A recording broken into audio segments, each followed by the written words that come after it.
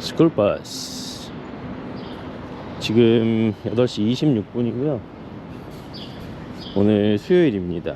화요일이네요. 맨날 헷갈려. 화요일이고요. 보자. 어제는 집에 와서 이제 아이랑 좀 놀다가 저녁 먹고 이제 잘 시간 돼서 재우러 들어갔다가 그냥 뻗어버렸어요. 아내 말로는 저를 깨웠대요. 이제 아이가 자서 안 일어나도 돼 그랬더니 제가 응 이러고 그냥 잤다는 거예요. 코를 엄청 골면서 잤대요. 그래서 저는 기억이 안 나는데 엄청 피곤했나봐요. 그래서 아무튼 그렇게 잠을 잘 잤고 다행히 덕분에 좀 컨디션이 좋습니다. 네. 아침에 새벽에 일어나서 이제 아이랑 조금 놀고 밥 먹이고 이제 나왔어요. 좀 차야겠다. 오케이. 좀 이렇게 바싹 매야 덜. 스쿨버스 가네. 안에 아이가 타 있었어요. 여기서 탈 수 있구나.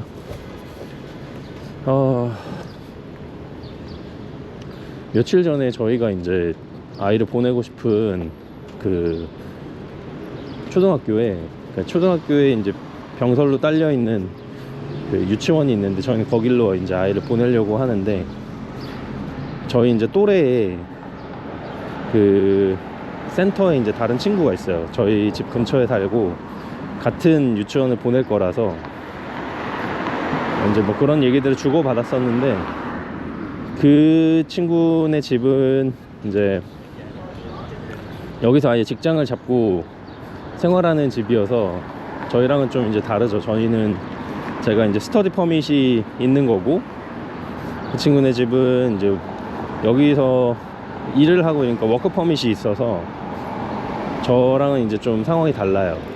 그래서 저는 이제 인터내셔널 스튜던트만 이제 필요한 어드미션 레터가 필요하고 그 어드미션 레터를 받으려면 가을 학기 등록금 영수증이 필요해요.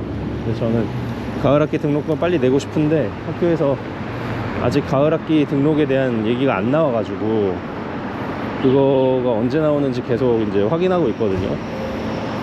그러는 와중에 이 친구네는 벌써 이제 학교에 등록 절차를 이제 하려고 서류도 내고 막 그랬어요. 학교에서도 저한테 서류 내라 그랬는데 어드미션 레터가 없어서 좀 등록이 어렵다. 잠시만요.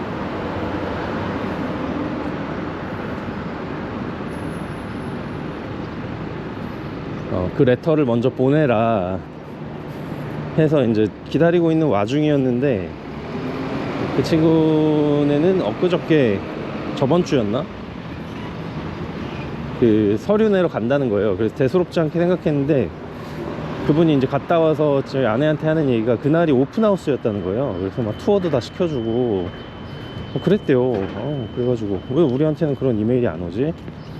아직 등록할지 안 할지 모르니까 확실치 않아서 안 온 건가? 아니면 뭐 스팸으로 빠졌나? 별 생각이 다 들었고 좀 아쉬웠어요. 오픈하우스면 이제 가서 정식으로 투어해줄 때 가서 보면 좋거든요. 그래서 그걸 못 해가지고 좀 아쉽고 혹시라도 등록 절차가 뭔가 이상이 있나 싶기도 하고 그래서 약간 살짝 복잡한 마음이 살짝 들었습니다. 네. 그래서 방법을 찾아봐야 될 것 같아요. 이거는 마냥 계속 기다리기가 좀 어렵네요. 또 이게 시기를 놓치면 잘 안 해주거든요, 이 친구들은. 그래서 뭐 저희 한국처럼 막 끊임없이 이거 해야 된다 저거 해야 된다 이렇게 얘기하는 것도 아니고 그래서 잘 찾아봐가지고 해야 되는데 요즘 제가 이것도 하고 저것도 하고 아내는 또 아이 계속 보고 이러니까는 정신이 없어서 챙기지 못하고 있네요. 한번 시간을 내 가지고 또 봐야겠습니다. 일단은 뭐 그런 일이 있었어요. 그래서 또 요것도 그 캐나다 사는 뭐 해외에 사는 모든 분들이 약간은 공감하실 수도 있는 부분일 것 같아요. 어떤 행정 절차를 할 때 너무 익숙했던 한국의 절차랑은 다르니까 그거에서 오늘 어떤 약간 신경 써야 되는 부분들이 늘 있으니까 공감하실 수 있을 것 같아요. 다들 어떻게 이런 거를 다들 해결하고 사시는지 참 대단합니다. 네. 그리고 제가 하고 싶었던 얘기 중에 하나가 오늘 아침에 뭘 보다가 그런 거 봤어요. 문제를 심각하게 만들지 않는 사람 해가지고 짧은 릴스를 하나 봤거든요. 인스타에서 어떤 남자애가 스케이트보드 타는 공간이에요. 막 그런데 아시죠? 막 미국에 막 이렇게 파이프도 있고 뭐 계단도 있고 막 그래가지고 묘기도 막 연습하고 이러는 데 있잖아요. 그런 데서 이제 타고 있었어요. 근데 거기 본인만 있는 게 아니고 되게 여러 사람들이 스케이트보드 타고 있는 와중에 한 꼬맹이가 이 남자가 휙 하고 뛰었는데 꼬맹이가 앞에 씩 지나가는 거예요. 이 남자가 자연스럽게 얘를 딱 부딪힐 뻔했는데 그냥 딱 안아들어가지고 저쪽에서 한번 쭉 휙 유턴해가지고 와서 다시 그 꼬마아이 스케이트보드에 딱 앉혀주는. 그러니까 부딪혔으면 문제가 컸을 텐데 그거를 이렇게 쓱 하는 아무 문제도 생기지 않는 그런 영상이었어요. 그래서 일을 크게 만들지 않는 사람이었나? 문제를 만들지 않는 사람의 특징 뭐 이렇게 해가지고 글이 올라왔는데 저는 이제 그거 보면서 되게 다양한 생각을 했어요. 그래서 저랑 같은 생각을 하는 사람들이 있나 궁금해서 이제 댓글을 봤죠. 일단 제가 한 생각은 뭐였냐면 문제를 만들지 않는 사람의 특징이라기보다는 그 스케이트보드를 탔던 남자애, 그러니까 그 부딪힐 뻔했는데 딱 그 꼬마아이를 들어올린 그 남자애가 엄청 잘생긴 거예요. 그래서 이거는 문제를 만들지 않는 사람의 특징이 아니고 그냥 잘생긴 애들은 뭘 해도 문제가 안 만들어지는 게 아닌가. 잘생긴 애들은 부딪혀도 이건 인연인가 이렇게 생각 들지 않나. 자격지심 같은 건 아니지만 아무튼 뭐 그럴 수도 있겠다. 잘생기고 훈훈하면 아무래도 좀 너그러워지니까 마음이. 그쵸? 저도 그런데 그런 생각을 했고, 두 번째는 이제 영상 제작자로서의 입장이었어요. 영상 제작자로서 이걸 보고 이 스케이트보드 타면서 이렇게 하는 걸 보고 어떻게 이런 제목을 생각해냈을까. 참 참신하다 생각이. 왜냐면 뭐 스케이트보드를 잘 타는 사람 뭐 이렇게 할 수도 있는 거고, 아니면 뭐가 있을까요? 큰 사고가 날 뻔한 아찔한 상황. 너무 뉴스 같나?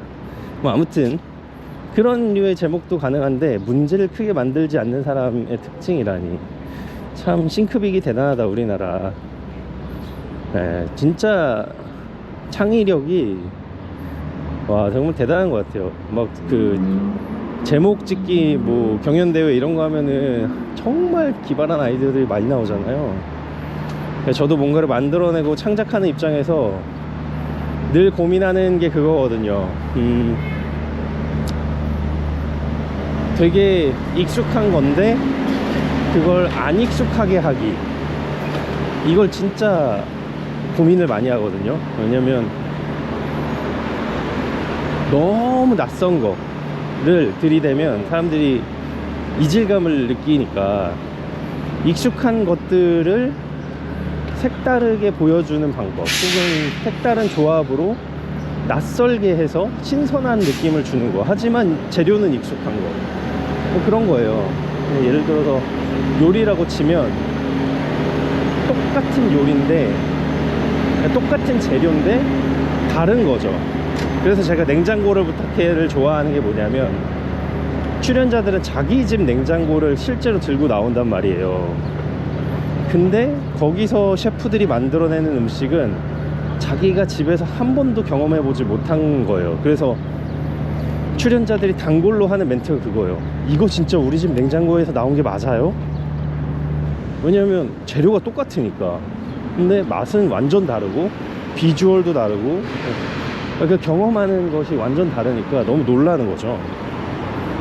저도 이제 그런 종류의 것들을 많이 생각해요.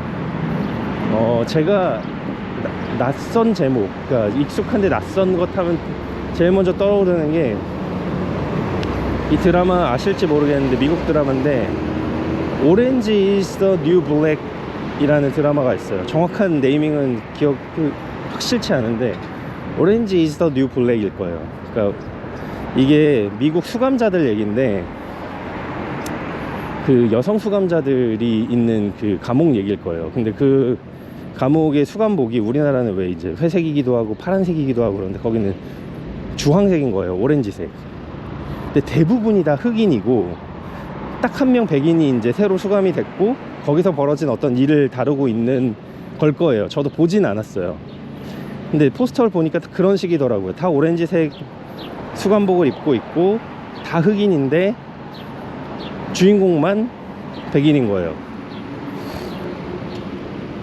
근데 되게 익숙한 단어잖아요. 오렌지색, 블랙, 너무 익숙한 단어의 조합인데, 뉴, 뭐 새롭고 없는 단어들인데 그 조합이 너무 신선하고, 거기 그 제목이 그 드라마가 말하고자 하는 바를 너무 잘 표현한 것 같다, 저는 이 생각을 하거든요.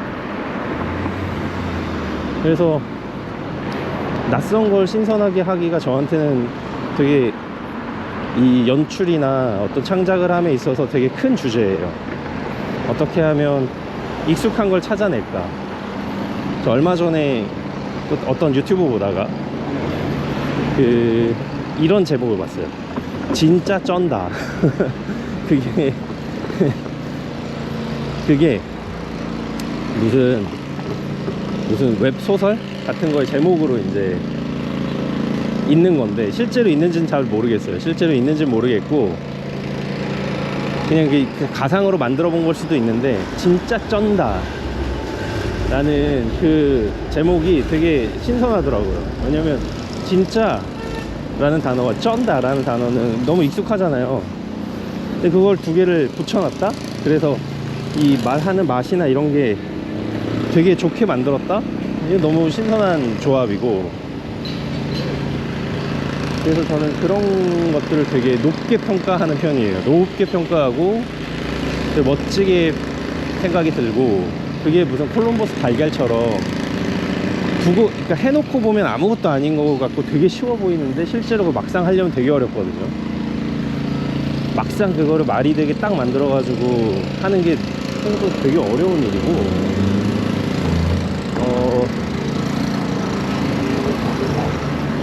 되게 큰 창작을 요구하는 것 같아요. 아예 새로운 걸 만드는 것보다 임팩트 있게 딱 만드는 그런 것들이 힘들죠. 왜냐면 익숙한 단어니까 뭐 너무 많은 조합들이 있는 거예요. 세상에 이미 너무 많은 콤비네이션이 있어요.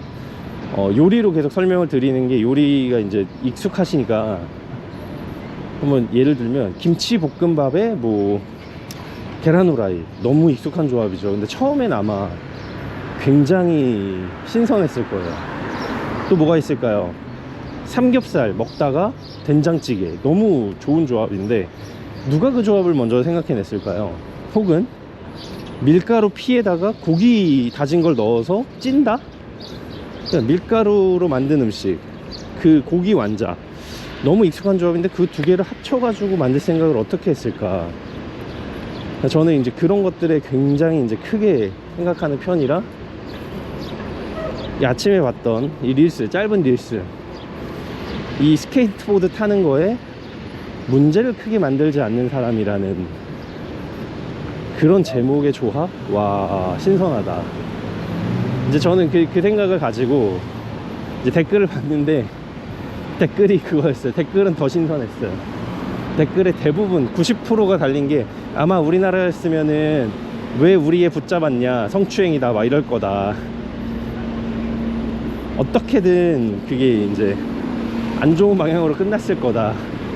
전 그조차도 너무 신선했어요. 와, 그렇게 생각할 수 있구나. 문제를 크게 만들지 않는 사람의 특징이라는 글에 사람들이 이제 아무것도 아닌데 문제를 크게 만들고 있는 느낌이었어요. 그 아이러니가 너무 재밌었어요, 또. 그래서 거기 막 갑론을박이 있더라고요. 좀 편안하게 봐라. 왜 이렇게 부정적이냐. 아니다. 그게 사실인데 어떡하냐. 우리나라에서는 건들기만 해도 그게 문제가 되는데 어떡하냐. 그 갑론을박이 이 문제를 크게 만들지 않는 사람이라는 그 게시물 밑에 이만큼 달려서 그거 자체가 문제가 돼버리고 있어서 너무 흥미로웠어요. 그래서 이거 자체를 하나의 어떤 스크립트로 대본으로 만들어서 찍어봐도 재밌겠다 할 정도로 너무너무 재밌었던 경험입니다. 그래서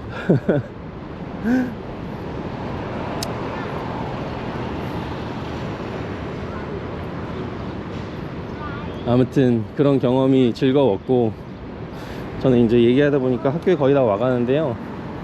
오늘도 아침 저녁으로 수업 듣고 있다가 오후에 들어갈 텐데,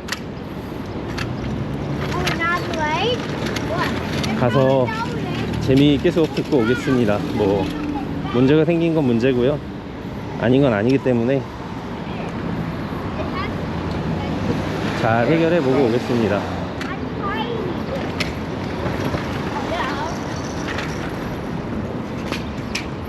그러면 다녀올게요. 얘기 들어주셔서 감사합니다. 뿅.